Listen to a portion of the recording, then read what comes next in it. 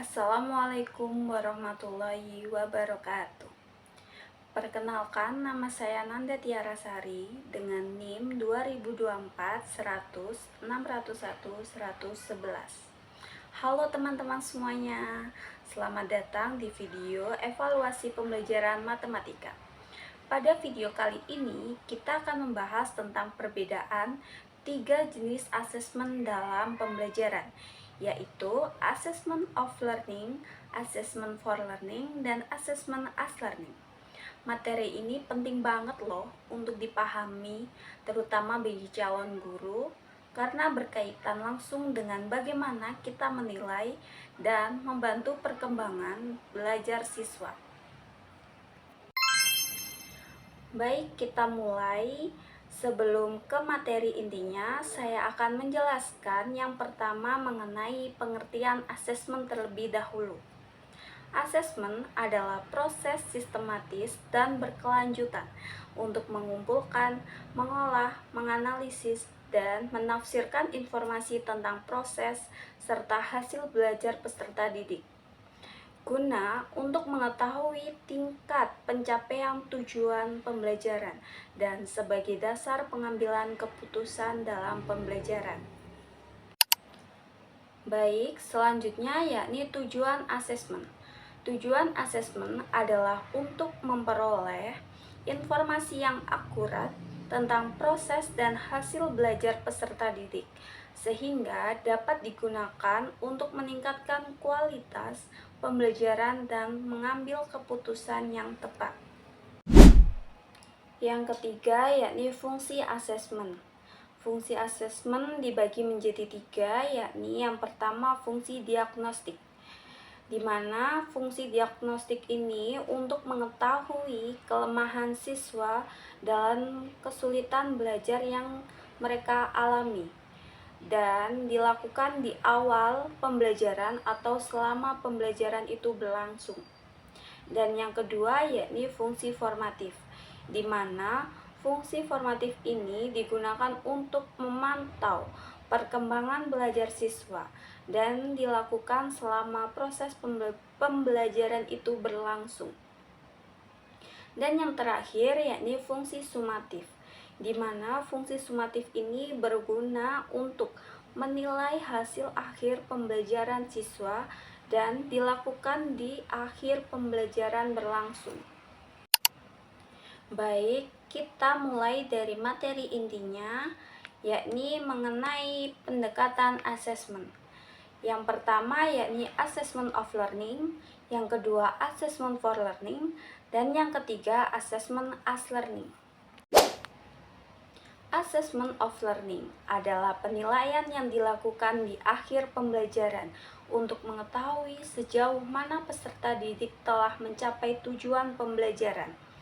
Tujuannya yakni untuk mengukur pencapaian hasil belajar siswa, menentukan nilai akhir atau kelulusan, dan yang terakhir membandingkan hasil antar siswa.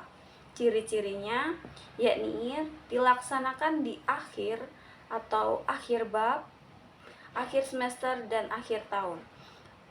Beserta bersifat sumatif, fokus pada hasil bukan proses, dan biasanya berupa nilai angka. Contohnya seperti ujian akhir semester, nilai ujian nasional, tes akhir sebuah materi, dan penilaian rapor. Kelebihannya yakni ada memberikan gambaran kemampuan akhir siswa dan mudah digunakan untuk pelaporan dalam rapor. Kekurangannya yakni tidak membantu memperbaiki proses belajar saat berlangsung dan siswa itu cenderung fokus pada nilai saja.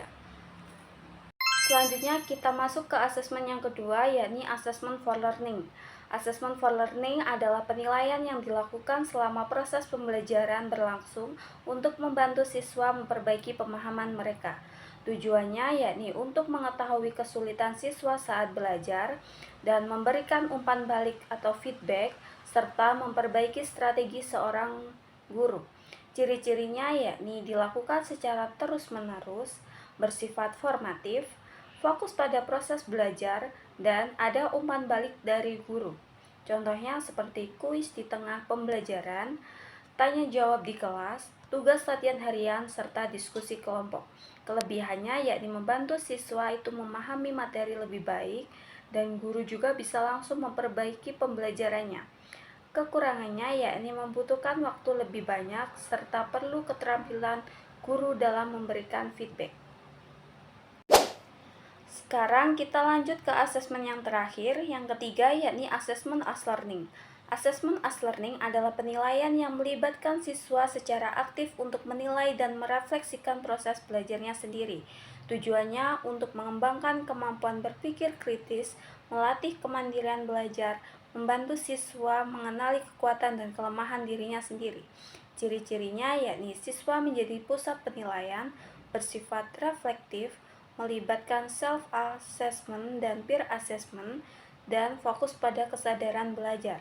Contohnya seperti siswa menilai hasil pekerjaannya sendiri, saling menilai antar teman atau peer assessment, jurnal refleksi belajar, dan checklist pemahaman materi. Kelebihannya yakni untuk meningkatkan kemandirian siswa dan melatih tanggung jawab belajar siswa. Kekurangannya, kemungkinan siswa bisa kurang objektif dan membutuhkan pembiasaan. Dari penjelasan tadi, kita bisa melihat perbedaan utama dari ketiga jenis asesmen ini. Assessment of learning itu berfokus pada hasil akhir, assessment for learning berfokus pada proses untuk meningkatkan pembelajaran, sedangkan assessment as learning itu berfokus pada keterlibatan aktif siswa dalam menilai dirinya sendiri. Ketiga jenis asesmen ini sebenarnya saling melengkapi. Sebagai seorang guru, kita sebaiknya menggunakan ketiganya secara seimbang agar pembelajaran menjadi lebih efektif dan bermakna. Baik, itu tadi penjelasan mengenai 3 perbedaan asesmen tersebut. Semoga video ini bisa membantu kalian dalam memahami materi dengan lebih jelas. Terima kasih sudah menonton. Sampai jumpa di video pembelajaran selanjutnya. Bye-bye. Wassalamualaikum warahmatullahi wabarakatuh.